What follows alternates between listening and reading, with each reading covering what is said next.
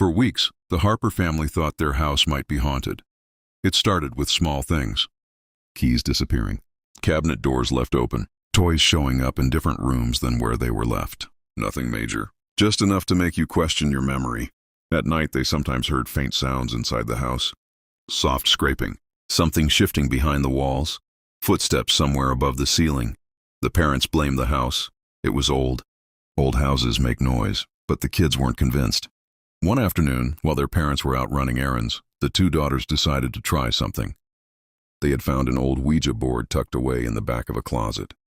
They brought it down to the basement and set it on the concrete floor. At first, nothing happened, just the quiet hum of the furnace. Then suddenly, knock. Both girls froze. The sound had come from somewhere deeper in the basement. Another knock followed, louder this time. They looked at each other. Then one of them whispered, "If something is there, knock once for yes." The response came immediately, knock. Neither of them moved. The older sister swallowed and asked another question. "Are you in this house with us?" Knock. The basement felt suddenly colder. They kept asking questions, their voices shaking more with each one. Finally, the older sister stood up. "We should see where it's coming from." They slowly walked toward the darker side of the basement, but the moment they got close, the knocking stopped. Completely. They searched the entire basement. Boxes, old furniture, storage shelves, nothing, just silence. And for the next week, the knocking kept happening. Always when their parents weren't home. Always somewhere in the basement. One knock for yes, two knocks for no. They talked to it every time. But the moment their parents pulled into the driveway, the knocking stopped.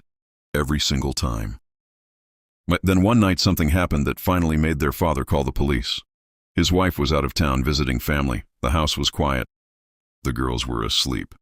Sometime after midnight, he woke up to the feeling of someone getting into bed beside him. The mattress shifted. The blanket moved. Half asleep, he assumed it was one of his daughters having a nightmare. But when he opened his eyes, the person beside him wasn't small. It was an adult, long dark hair, wearing a pale nightdress, sitting perfectly still in the darkness, watching him. And it was not his wife. The father jumped out of bed, ran down the hall, grabbed both of his daughters, and rushed them outside to the car. He locked the doors and called the police. Officers searched the entire house. Every room, every closet, the attic, the basement. They found no one, no signs of forced entry. Nothing missing, nothing broken. Just an empty house.